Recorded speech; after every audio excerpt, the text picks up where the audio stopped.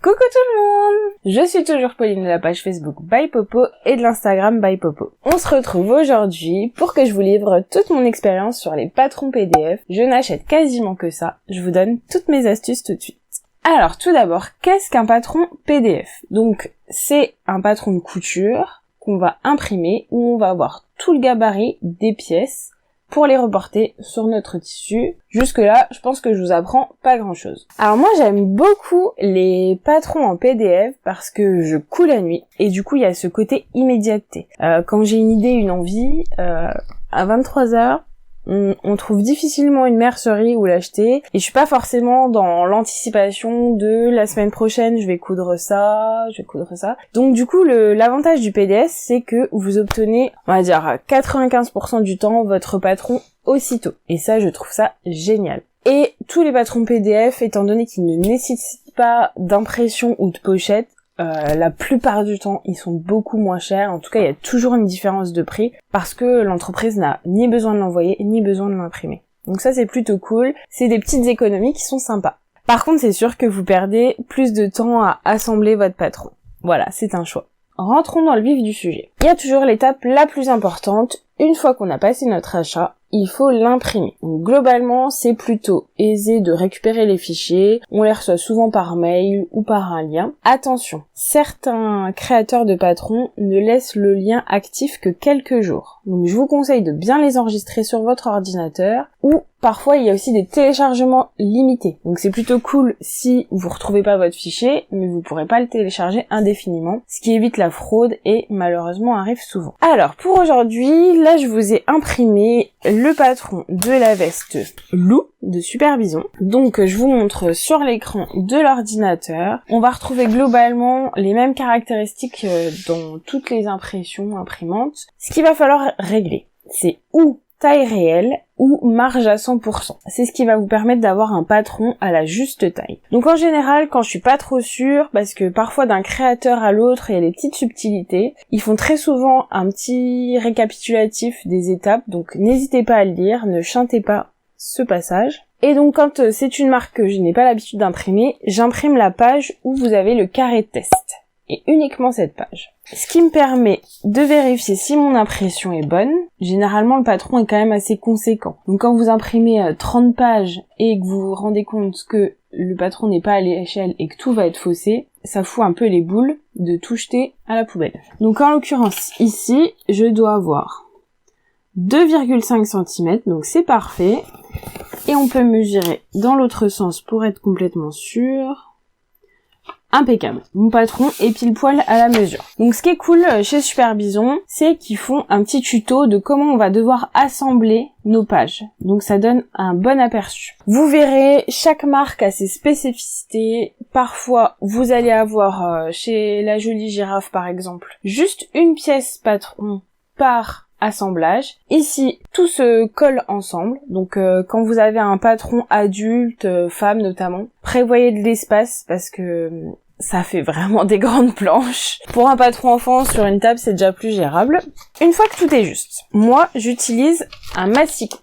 Donc j'ai celui de chez Fiskars, je l'ai récupéré quand je fais du scrapbooking. Il faut vraiment prendre un massicot qui fait A4 parce que vous avez des plus petits formats et vous allez être embêté en fait pour couper vos patrons puisque ce sont des formats A4. Donc soyez vigilants à ça, du scotch et une bonne dose de courage. Alors pour le massicot, c'est un peu impressionnant quand on n'a pas l'habitude d'en utiliser, mais c'est un outil super pratique. Donc on va venir placer notre feuille jusqu'à la butée et le but, ça va être vraiment que le massicot coupe tout le long. Et franchement, ça vous fait gagner un temps fou. Donc on vient bien.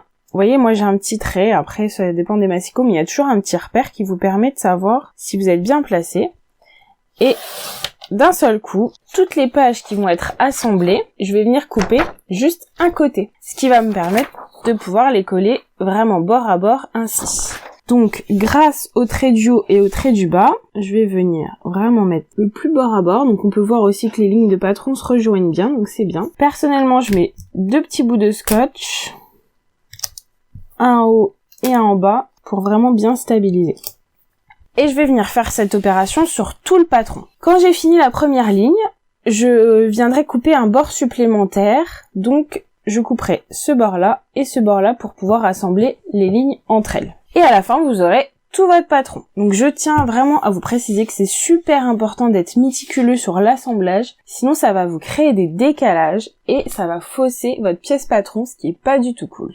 Là on a vu un patron chez Super Bison et comme je vous disais, chaque marque a un petit peu sa spécificité et je voulais vous montrer une autre marque que j'apprécie aussi. Il s'agit des patrons Color la Vie. Donc au début c'est un petit peu déroutant, on n'a pas trop l'habitude de couper les pièces de patron dans la page A4, mais au final on s'y fait rapidement. Et on retrouve le même principe que dans tous les patrons PDF, vous avez des repères d'assemblage. Donc ici c'est un petit peu différent, qu'ici je vais venir découper grossièrement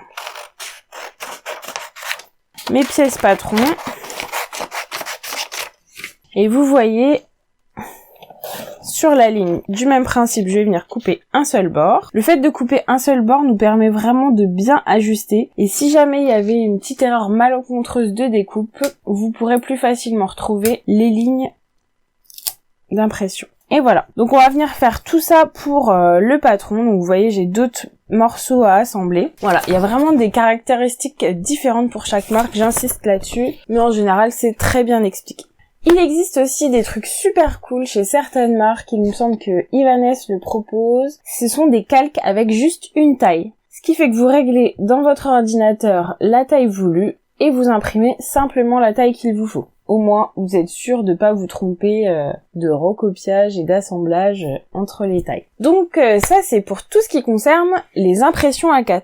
Mais les patrons PDF, ce ne sont pas que les impressions A4. Vous avez aussi la possibilité, si ça vous prend un peu la tête, tous ces coupés-collés, d'imprimer en A0. Et je remarque que de plus en plus de marques proposent cette possibilité, ce qui est aussi sympa. Donc j'ai fait le test pour vous. J'avais un gros projet de manteau. Alors autant je suis courageuse pour rassembler les pièces, mais pour un manteau, c'est vraiment un grand patron. Et j'ai voulu tester l'A0. Donc j'ai la chance d'avoir un bureau valet près de chez moi. J'ai payé la planche en A0, ça fait à peu près 80 cm pour la page, vous allez voir c'est assez grand. Je l'ai payé un peu plus de 5 €. Je sais que par exemple si vous prenez plus de 10 planches, donc pas 10 patrons, 10 planches, parce que souvent les patrons adultes possèdent plusieurs planches d'impression, vous avez un tarif dégressif qui passe à 4,80 €. Voilà comment ça se présente. Voilà. La qualité du papier est bonne, je trouve, hein. Il est pas tout fin. J'ai pris l'impression la moins chère. Donc là, j'avais pas de couleur sur mon patron. Et je vais surtout vérifier, parce que je l'ai pas ouvert avant de tourner la vidéo, si la marge est bonne. Alors là, en l'occurrence, j'ai 1 mm d'écart. Je pense qu'1 mm c'est tolérable, mais faudrait pas que ça aille au-delà. Donc ça c'est... J'ai pas trop la main là-dessus. En fait, j'ai donné mon fichier PDF... L'entreprise l'a imprimé et je crois pas trop qu'il y ait de calibrage possible. Donc peut-être ne faites pas comme moi et vérifiez sur place s'il y a un défaut d'impression, parce qu'il suffit juste d'avoir une petite règle et sur tous les patrons vous avez un carré d'ajustement. Chez Bureau Valet par contre vous avez votre planche roulée brute et elle n'est en aucun cas pliée. Je sais que vous pouvez aussi commander en ligne, donc j'ai testé, je vous mets le petit site en ligne. Alors c'est pareil, si vous avez beaucoup d'un patron à imprimer, il y a des tarifs dégressifs et vous avez un code de bienvenue de 10% qui est. Et donc là, j'ai pris en noir et blanc, même pour des impressions en couleur. Voilà, je vais tester, je vous montrerai ce que ça donne. Donc voilà ce que j'ai reçu de ma commande chez Pattern for You. Donc j'ai payé un petit peu moins de 17 € pour 6 planches de patron, avec le code que je vous ai donné. Donc là j'ai pris la qualité minimale, donc pas de couleur, alors que mon patron en avait. Je trouve que le rendu est bon, et le carré test est impeccable au niveau taille. Parce que si je prenais une impression couleur, je passais au double du prix. Donc comme je voulais vraiment aller au moins cher, c'était pas forcément intéressant. Mais vous payez des frais de port. Donc vraiment à voir. Je pense que ça peut être plus intéressant quand vous avez plusieurs patrons à imprimer. Si vous en avez juste un, ça me semble pas très intéressant financièrement. Il vaut mieux prendre son courage avec son petit scotch. Vous avez aussi un site qui propose de rassembler les planches en A4 pour une impression en A0. Et ça, je trouve que c'est vraiment super cool parce que si vraiment vous avez la flemme, vous pouvez aussi opter pour cette option. Alors, moi, je me suis amusée à regarder si c'était plus intéressant de prendre un patron PDF et de l'imprimer en A0 ou d'acheter un patron papier où l'impression est en A0 voire plus, où tout est déjà mâché. Donc on va prendre l'exemple de Starmania. Au vu du prix, il y a 2 planches patrons pour Starmania. Ça, vous le savez pas toujours à l'avance sur le site combien de planches, donc c'est compliqué avant le premier achat de savoir ce qui est plus intéressant, mais globalement pour une planche adulte, vous avez toujours au moins deux planches en A0 à imprimer, voire plus.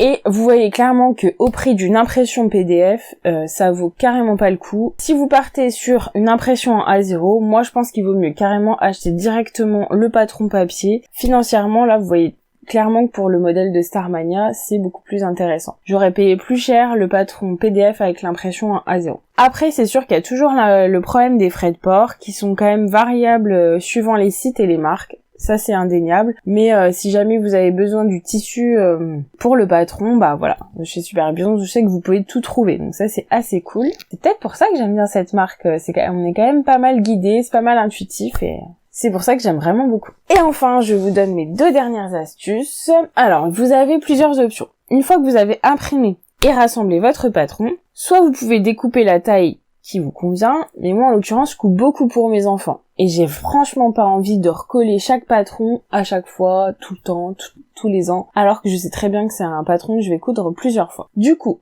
moi je roule le plus délicatement possible et je mets un élastique autour de mon patron pour le conserver. Et quand j'ai besoin d'une taille, je vais décalquer au-dessus de mon papier. Donc en général, on vous conseille du papier de soie ou papier à patron. Moi, ça fait plusieurs années où j'ai vraiment mis de côté cette option. J'utilise de la bâche de protection de peinture. Donc on en trouve dans tous les magasins de bricolage. Et franchement, c'est beaucoup moins cher et c'est tellement plus résistant. En fait, je comprends pas que toutes les couturières ne fassent pas ça. Alors certes, il y a l'aspect du plastique qui peut être dérangeant pour certaines, mais ça s'arrache pas.